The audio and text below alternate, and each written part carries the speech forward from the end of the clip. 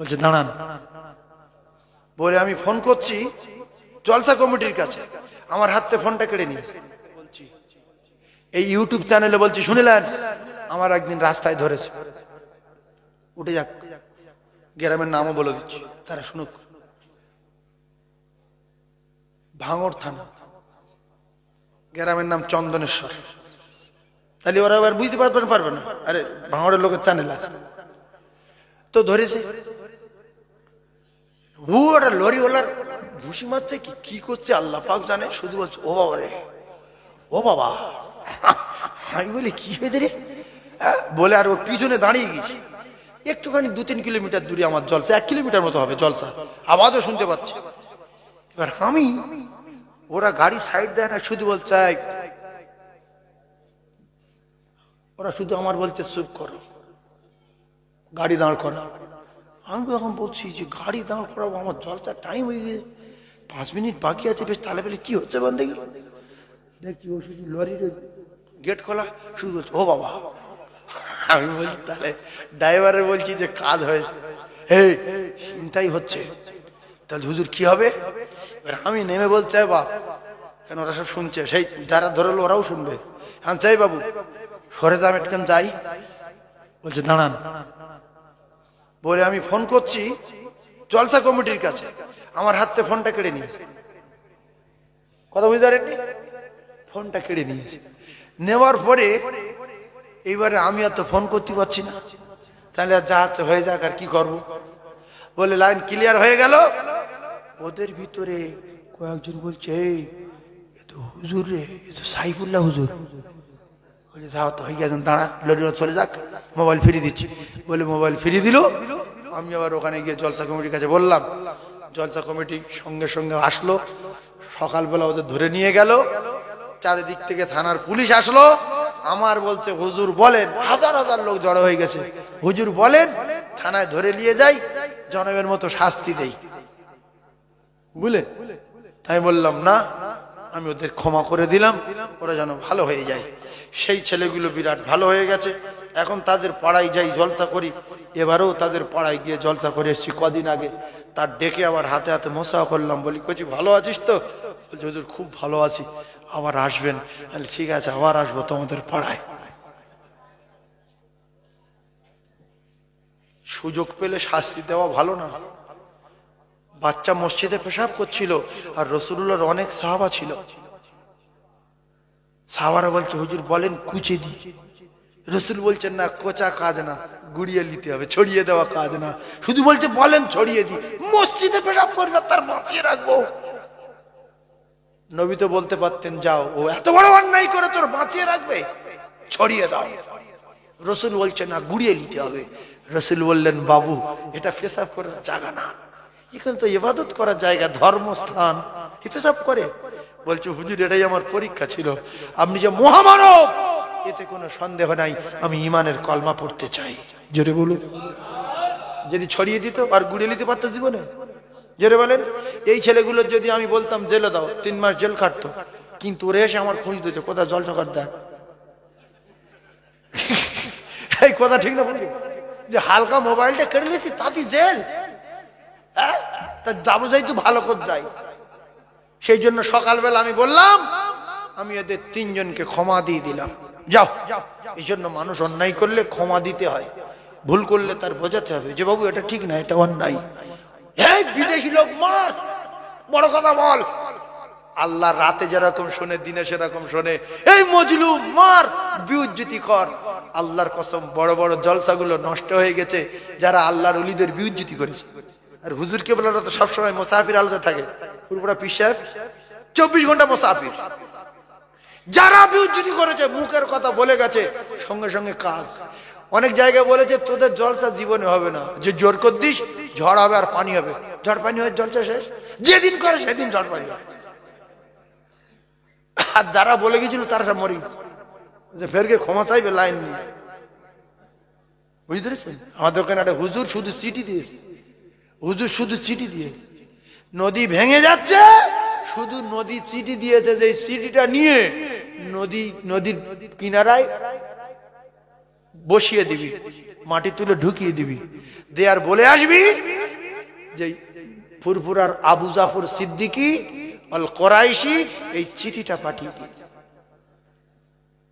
সেদিন থেকে নদী বহা বন্ধ, বন্ধ হতে হতে নদী পুরো বন্ধ, আর নৌকা ভঙ্গ চলে না, নদী শেষ। আমরা আগে শুনেছিলাম নদীর একুল ভাঙে ওকুল গড়ে, নদীর কোনো সীমা নেই, কিচ্ছু নেই। আর আমাদের ওখানে গিয়ে দেখেন নদী বিরাট চওড়া, কিন্তু আর নদী নেই, পুরো শুকিয়ে গেছে, একটা চিঠি সাগর শুকিয়ে। ফুরফুরার পীর সাহেব গিয়ে বলছে এই মুসলমানের বাড়ি ঘরদর গুলো ভেঙে যাচ্ছে, এই দরিয়ার পানি যেগুলো আমি দেখেছি সেইগুলো বলছি, আজ থেকে আর এদিকে আসবি না, ওই দিক দিয়ে যাবি টান। সেদিন থেকে পানি আর এদিকে আসে না, ওই দিক দিয়ে টান যাচ্ছে। যদি বলেন সেই পীর কি আর আছে, সে পীর আর নেই, এটা আপনার বলা চরম ভুল হবে। আমি তো সেই জীবন তৈরি করতে পারিনি, সেই পীর আছে কিনা চেক করবো। তাহলে আমি মুখ্য যেহেতু, তাহলে সবার পীর বলে মেনে নিতে হবে। আর এই জ্ঞানে যার ভালো লাগবে তার মানবো, যার ভালো লাগবে না তার মানবো না। তাই বলে পীর নাই, কেউ নাই, সব ভণ্ড, এটা বলা চরম অন্যায়। ভণ্ড চিনতে গেলে ভণ্ড হতে হবে, মাস্টার চিনতে গেলে মাস্টার হতে হবে, হাফেজ চিনতে গেলে হাফেজ হতে হবে, ডাক্তার চিনতে গেলে ডাক্তার হতে হবে, স্বর্ণকার চিনতে গেলে স্বর্ণকার হতে হবে, সোনা চিনতে গেলে স্বর্ণকার হতে হবে। আর না তো মাটি কাটতে কাটতে একটা ওই সিডি গোল্ডের হার ঘুরিয়ে পেয়ে কোদাল ফোদাল ফেলে রেখে মাছ, কেন কোদাল লেগে দৌড় মেরেছে বলতো? হ্যাঁ, ও জানে মাল পেয়ে গেছে, আর জীবনে খাটবো না। লোক বলছে দাঁড়া রে দাঁড়া, 2 ঘন্টা কাজ করলে রোজ পেয়ে যাবো, দাঁড়া। বল তোর কাজ ভাই, বাড়ি গিয়ে গোসল করে গিনি বলছে তাড়াতাড়ি জামা কাপড় দে। কি হয়েছে বলছে দাঁড়া। স্বর্ণকারীকে বলছে ভাই এটা কত দাম? বলছে 5 টাকা। বলছে সে কি সোনা না? ধর মুখ করে সোনা সিটি গোল্ড, যা 5 টাকার জন্য 500 টাকা রোজ ছেড়ে দিবে। ইস, ওরা দাঁড়াতে বলছো, দাঁড়ালে ঠিক হতো। তা ফুরফুরায় সোনা আছে কিনা স্বর্ণকার গিয়ে চিনতে পারবে। তুমি একটা বেনামাজি চোরটা সিটিং বাস, তুমি কি করে বলতে পারো ফুরফুরায় পীর নাই? ফুরফুরায় পীর আছে কিনা তোমার আগে পীর হতে হবে। 3 নম্বরে চোখ খোলা থাকতে হবে, ফুরফুরায় ঘুরতে হবে, কে পীর আর কে পীর না, তখন আপনি বুঝতে পারবেন, তখন আপনার মুখে সাজবে। যেই তো আমি মুখ খুব বাঁটখারা চিনি না, 2 কেজি ডাল চেয়েছি, ও দিচ্ছে 200, আপনার নিয়ে চলে যেতে হবে। যদি বাঁটখারা চিনতেন তো আপনি বলতেন তখন যে 200 কেন, 2 কেজি, তোর মাথায় কি হয়েছে, তোর মাথায় কি 2 কেজি দিয়ে 200 দিচ্ছিস কেন? তো আপনি বাঁটখারা চেনেন না, ও 200 দিয়েছে, বাবুলে চলে এসছে, মুখুর মরণ যেতায় সেতায়। তাহলে বাঁটখারা চেনার দরকার আছে না নাই? যে বাঁটখারাটা 200 না 500 না 250 না 1 কেজি। সেই জন্য মানুষের নামে গীবত আর বড় কথা বলার আগে যদি জ্ঞান থাকে তো তা চিনে নিতে হবে, বুঝে নিতে হবে যে লোক সত্যি কি পীর, কি সত্যি আল্লাহর ওলি। যেহেতু চেনার ক্ষমতা আমার নেই, তাহলে যতটুকু জ্ঞান আছে এর মধ্য দিয়ে আমি দেখবো কি যে এ ভালো না এ ভালো। মুজাদ্দিদ জামান দাদা হুজুর পীর কেবলা বলেছে, যা তোমার ভালো লাগে তুমি তার ভালোবাসো, তবে আমার আওলাদদের ঘরে গালাগালি করো না। কথা বুঝতে পারবে? কারণ কার ভিতরে কি আছে জানে কে? আল্লাহ জানে।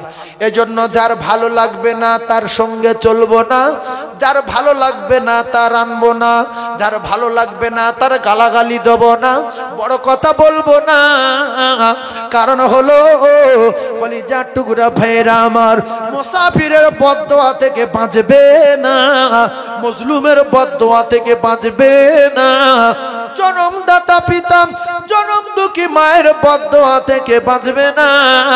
তাই হাতে ধরে বলি, পায়ে ধরে বলি, এই 3 জনের সঙ্গে লাগবে না।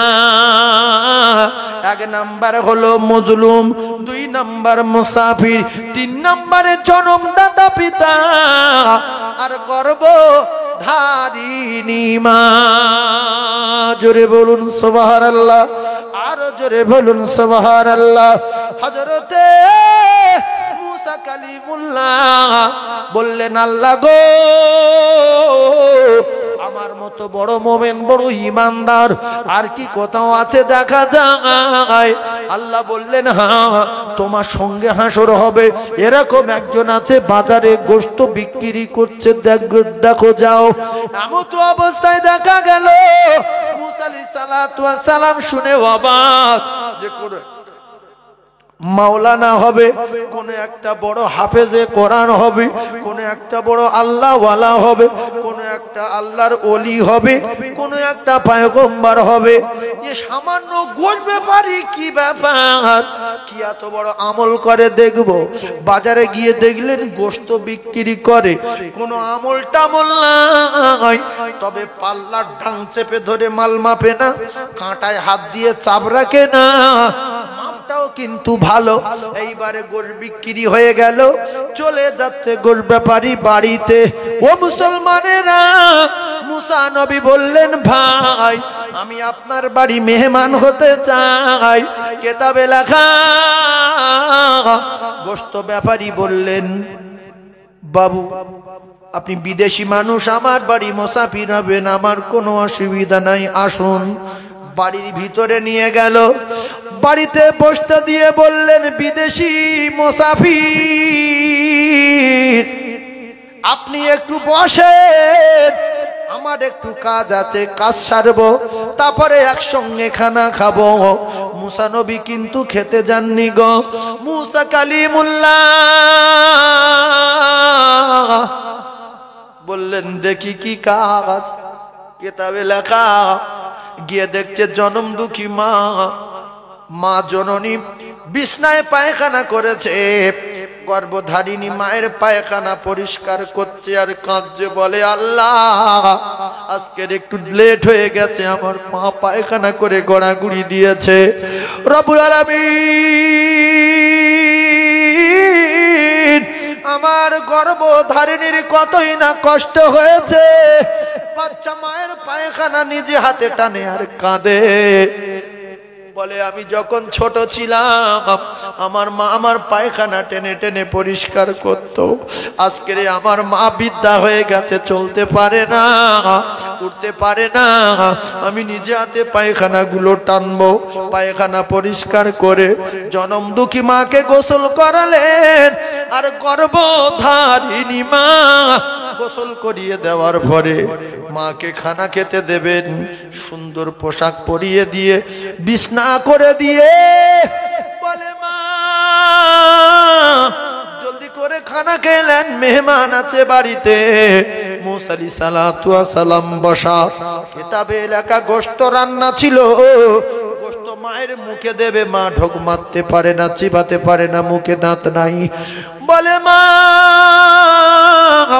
আমি যখন ছোট ছিলাম গোশত চিবাতে পারতাম না, শক্ত জিনিস খেতে পারতাম না, কিন্তু চাইতাম, কাঁদতাম, আপনি আমার মুখে চিবিয়ে দিতেন। মা আজকে আপনার মুখে দাঁত নাই, আমার মুখে ভরা দাঁত, আমি গোশত চিবিয়ে চিবিয়ে আপনার মুখে দেব, আপনি টুকটুক করে ঢোক মেরে নেবেন। ও কলিজার টুকরা বেটা রে, মা জননীর মুখে গোশত চিবিয়ে দিল, জনম দুঃখী টুকটুক করে ঢোক মেরে নিতে শুরু করে দিল। কিতাবে লেখা আছে জনম দুঃখী মা খানা খাওয়া হয়ে যাবার পরে বলে মা আপনি আরাম করুন, আমার বাড়িতে বিদেশি মেহমান আছে, খানা খাবো। মা বলে বাবা একটু নামাজের পাটিখানা দে বাপ, আমি তোর জনম দুঃখী রে, আমি তোর উপরে খুশি হয়ে গেছি, আমি আল্লাহর দরবারে হাত তুলবো। কলিজার টুকরা বেটা মাকে পাটি দিলেন, আর মা জননী কেঁদে বলে আল্লাহ আমি আমার কলিজার টুকরা বেটার উপরে খুশি, আমি আমার বাচ্চার উপরে রাজি হয়ে গেছি গো মাহবুদ। হায় আল্লাহ আমার বাচ্চা আমার পায়খানা পরিষ্কার করে, গোশত চিবিয়ে চিবিয়ে আমার মুখে দেয়, ওগো আমার আল্লাহ আমি দোয়া চাই যে জামানায় বাস করি এটা নবী মুসা কালিমুল্লাহর জামানা। এই জামানার নবী মুসা কালিমুল্লাহর সাথে আমার কলিজার টুকরা বাচ্চার যেন হাসর হয়। আল্লাহর নবী মুসা কালিমুল্লাহ শুনে অবাক হয়ে গেলেন। ছেলের কোনো আমলের পাওয়ারে না, ছেলের কোনো কাজের পাওয়ারে না, ছেলের কোনো ইবাদতের পাওয়ারে না, আমার সঙ্গে যাবার একটাই মাত্র কারণ হলো গর্ভধারিণী মায়ের দোয়া। জোরে বলুন সুবহানাল্লাহ। অনেক উঁচুতে উঠতে চান, মা বাপের দোয়া নেন। বিরাট সম্মান পেতে চান, মা বাপের দোয়া নেন।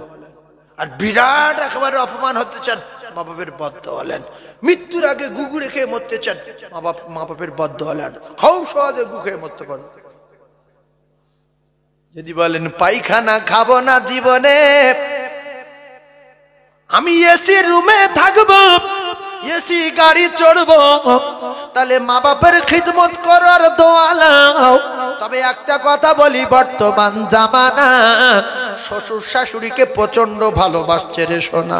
শ্বশুরের লুঙ্গি দিচ্ছে 2500 টাকার, শাশুড়ির শাড়ি দিচ্ছে 3000 টাকার, আর মায়ের লুঙ্গি, মায়ের বাপের লুঙ্গি 105 টাকা, মায়ের শাড়ি 150 টাকা, শাশুড়ি 3500 টাকা শাড়ি পরে বলছে আল্লাহ আমার জামা সোনা মুঠো করলে, মাটি মুঠো করলে সোনা মুঠো করে দিও, 1 বছরের ভিতরে যেন স্করপিও গাড়ি কেনে। আর মা বলছে চলে যা, 15 দিনের ভিতরে ভিক করবে, হাতটা পড়ে যাবে। প্রথম দিন দোয়া করবে, হাতটা পড়ে যাবে, তারপরে খাওয়াবে না, রাস্তায় বসিয়ে দেবে বাসন নিয়ে, ভিক করবে, শুধু বলবে দে ও দে। মা পারে না, পারে না, জোরে বলে। এইবারে আসেন, মায়ের শাড়িটা 3500, বাপের লুঙ্গিটা 3500, শ্বশুরের লুঙ্গি 95 টাকার, শাশুড়ের শাড়ি 85 টাকার। শাশুড়ি শাড়ি পরে বলছে জামাই শুনলে 1 মাসের ভিতরে তুই ধ্বংস হবি, তোর সংসারে আগুন লাগবে, তোর ব্যবসা শেষ হবে। আর নিজের মা 3500 টাকা শাড়ি পরে বলছে এই বেন, বেন বলে তো, বেন বলে তো, বলছে এই বেন কে আছে দেখে যা, কে বেঁচে আছে দেখে যা, যত বক বক করিস কর, তোর দোয়া আমার ভিটে ধারে বড়ে আসবে। কোনো কায়দাবাজি করে কিছু করতে পারবে? শাশুড়ি কিছু করতে পারবে?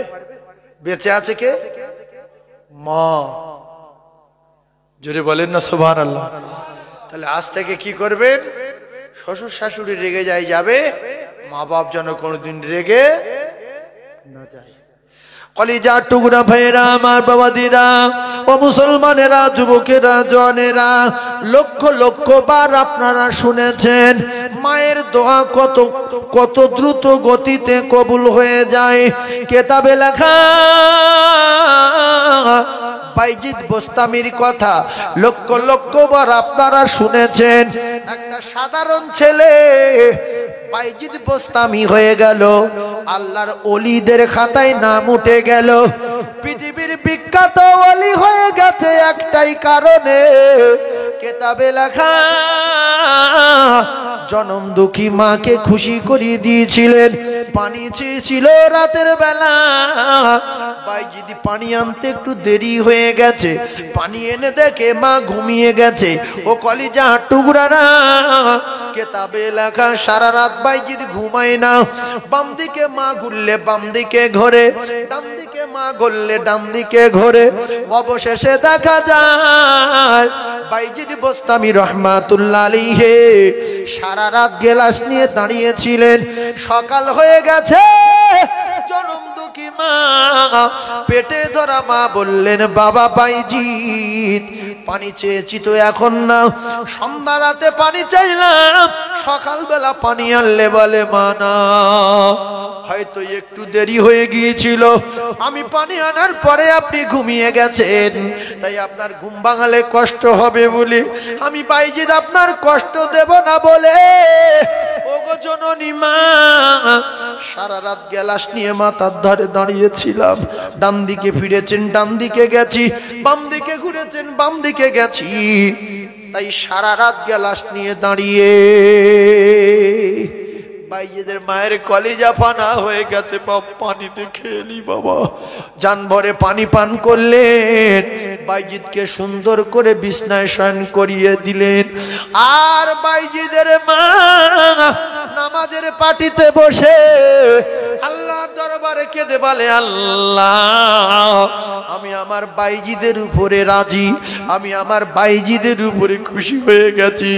আমার বাইজিদকে সাধারণ মানুষের খাতায় নাম রাখবেন না, আমার বাইজিদের নামটা আপনার ওলি বান্দাদের খাতায় লিখে দিতে হবে। কেতাবে লেখা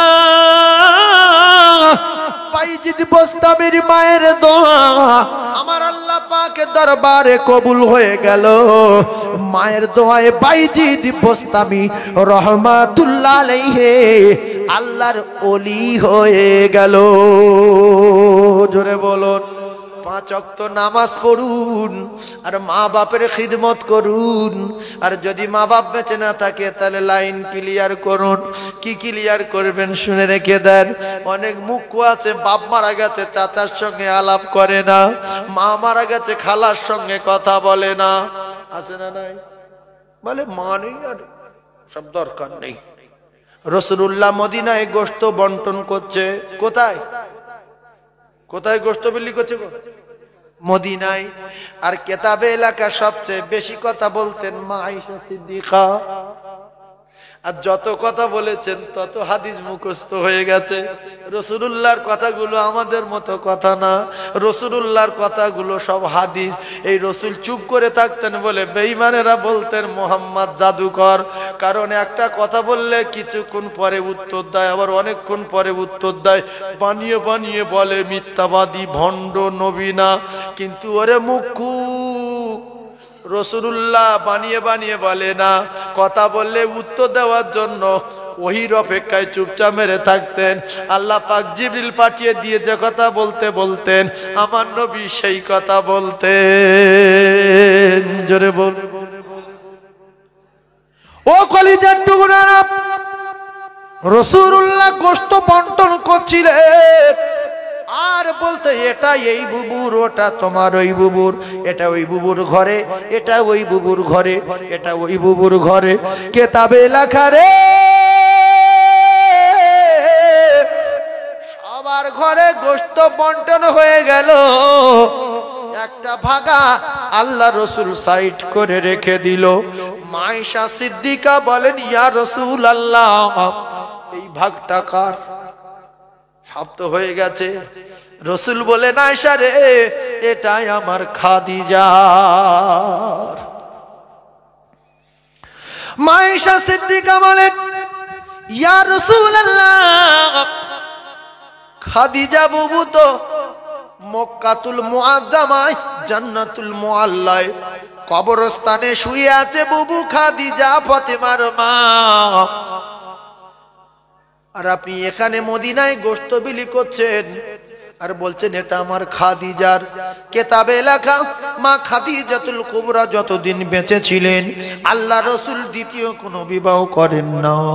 মা খাদিজাতুল কুবরার পরে যত বিয়ে করলেন সবগুলো ভাইজান আমার বাবাদিরা আল্লাহর নবীর স্ত্রী হযরতে মা খাদিজাতুল কুবরাকে রাসূলুল্লাহ ঠিক মতো খেতে দিতে পারিনি, সবার জায়গা দিতে পারিনি, পা ছড়িয়ে শুতে পারিনি।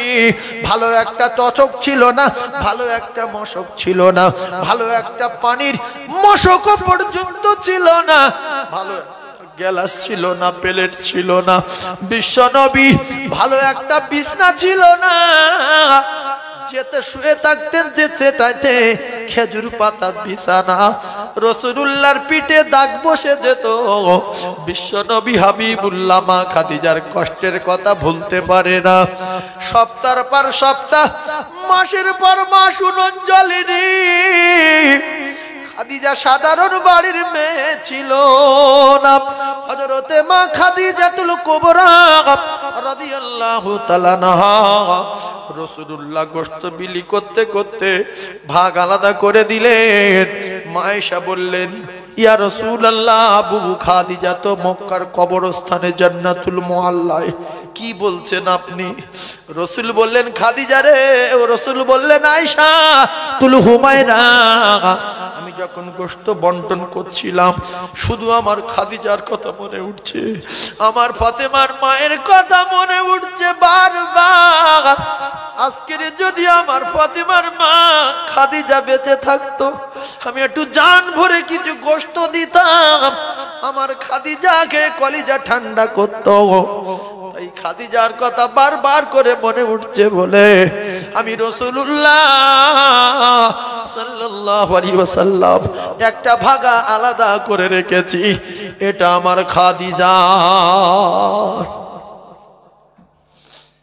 হযরত আয়েশা সিদ্দিকা রাদিয়াল্লাহু তাআলা আনহা ওই সময় বললেন ইয়া রাসূলুল্লাহ, ইয়া হাবিবাল্লাহ, হুজুর গো, বুবু তো বেঁচে নাই, আপনি কেন এর আলাদা করলেন? এ গোশত নিয়ে কোথায় যাবেন বলেন দেখি। রাসূল কি বলবে? আমি জান্নাতুল মুআল্লায় যাব।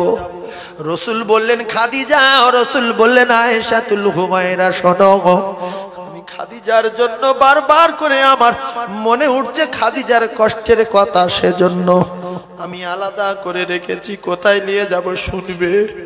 আমি তোমাদের সব গোশত দিয়ে দিয়েছি বন্টন করে, আমি এই গোশতের ভাগটা নিয়ে মদিনার অলিতে গলিতে যাব আর দেখবো আমার খাদিজার বান্ধবী কে আছে। আমি রাসূলুল্লাহ গোশতের ভাগটা নিয়ে আমার খাদিজার বান্ধবীর হাতে তুলে দেব। জোরে বলুন, আরো জোরে বলুন সুবহানাল্লাহ। ও মুসলমানেরা, ও যুবকেরা, জওয়ানেরা, আল্লাহর নবী দিন দুনিয়ার বাদশাহ বিশ্ব নবী হাবিবুল্লাহ আকায়ে নামদার তাজদার মদিনার জনম দুঃখী মা 6 বছর বয়সে দুনিয়া ছেড়েছিলেন।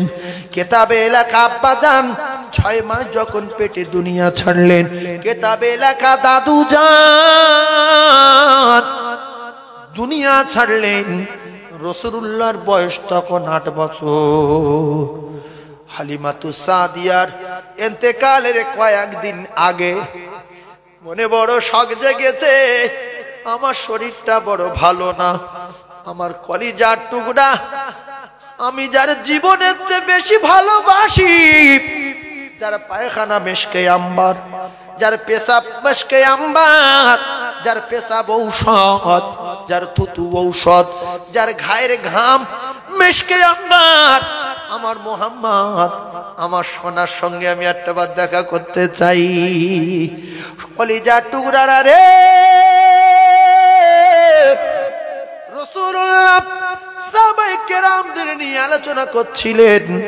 হঠাৎ করে একজন বরকা পরে কে যেন গিয়ে রাসূলুল্লাহর কাছে গিয়ে দাঁড়িয়ে বললেন, কিতাবে লেখা আল্লাহ রাসূল বুঝতে পেরেছেন কে এসেছে। হান্নি দেখলে বুঝতে পারে মায়ের আলী বেটা রে, বাপের হান্নি বেটা রে, বেটার হান্নি মা রে। আল্লাহ রাসূল বুঝতে পেরে উঠে দাঁড়িয়ে নিজের গায়ের চাদরটা খুলে দিয়ে ওই বৃদ্ধা মহিলাটার বসার জায়গা করে দিয়েছিলেন। জোরে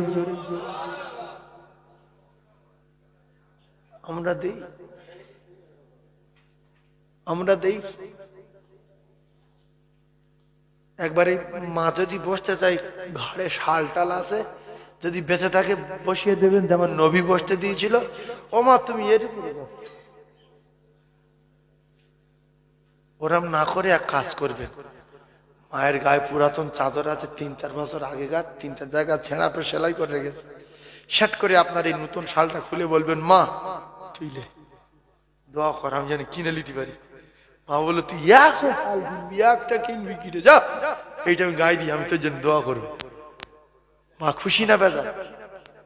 মা দেখছে যে ছেলে কি সুন্দর শাল গায়ে দিয়ে ঘুরছে, আর কি করব, ঘুরুক।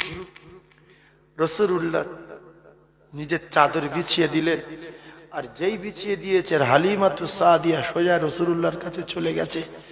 সাহাবারা ভাবছে যে কে নবী চাদর বিছিয়ে দেয়, কে? নিজের মা তো নাই, বাপ তো নাই, যে মা বাপের সম্মান দিতে হয়। আর রাসূলের উপরে পৃথিবীতে একটা মানুষ জন্ম হয়নি আর কিয়ামত পর্যন্ত হবে না, এমনকি কোন নবীও আসলে রাসূলের চেয়ে বড় না। কারণ আমার নবী তামাম নবীদের নবী, নবীদের ইমাম, ইমামুল আম্বিয়া, আম্বিয়াদের ইমাম, সাইয়্যিদুল মুরসালিন, আল্লাহর দোস্ত মুহাম্মদুর রাসূলুল্লাহ সাল্লাল্লাহু আলাইহি সাল্লাম কিছু কথা বললেন। আল্লাহু আকবার। একটা স্তন পান করতেন আমার নবী, ডান স্তন বাম স্তনে মুখ দেননি। এটা রাসূলুল্লাহর মুজিজা, হক নষ্ট করেনি, কষ্ট দেয়নি ভাইয়ের দুধ। ভাইয়ের যে আমি যদি দুটো খাই তাহলে আর একটা দুধ আমার ভাই খাবে, আমি একটা খাবো, আর দুটো খেলে আমার ভাইয়ের হক নষ্ট করা হবে। হালিমাতু সাদিয়ার সঙ্গে অনেক কথা বললেন, বিশ্বনবী আলাপ আলোচনা করলেন। হালিমাতু সাদিয়া পর্দার সঙ্গে বিদায় নিলেন। সাহাবায়ে কেরাম বললেন, ইয়া রাসূলুল্লাহ, কে এসেছিল? আপনি যার ঘাড়ের চাদরটা খুলে বিছিয়ে দিলে। রসুল বললেন, সাহাবারা, আমি আমার মায়ের স্নেহ, আমি আমার মায়ের ভালোবাসা, আমি আমার মায়ের মমতা, আমি আমার মায়ের আদর যত্ন তেমন পাইনি। আমি যার কোলে কাকে চড়ে বড় হয়েছি রে, আজকের যিনি এসেছিলেন, আমি যার দুধ পান করে বড় হয়েছি, আজকের যিনি এসেছিলেন ইনি আর অন্য কেউ নয়, ইনি হলেন আমার দুধ মাতা,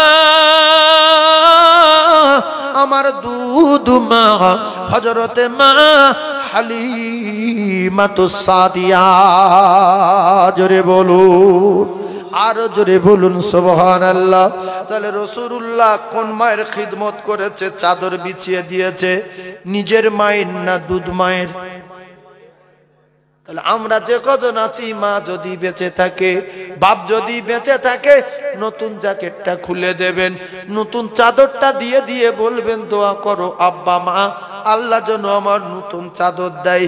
পুরাতন ছাড়া কাঁথা গায়ে দিয়ে মা ঘরে, আরে জাতির কলঙ্ক শাল গায়ে দিয়ে ঘরে, আছে না নাই? এগুলো বলে গেলাম কেন? শুনে নিল। যদি আমল করে তো জিতে যাবে, আর আমল যদি না করে তো ফেঁসে যাবে। যাবে না? যাবে আমল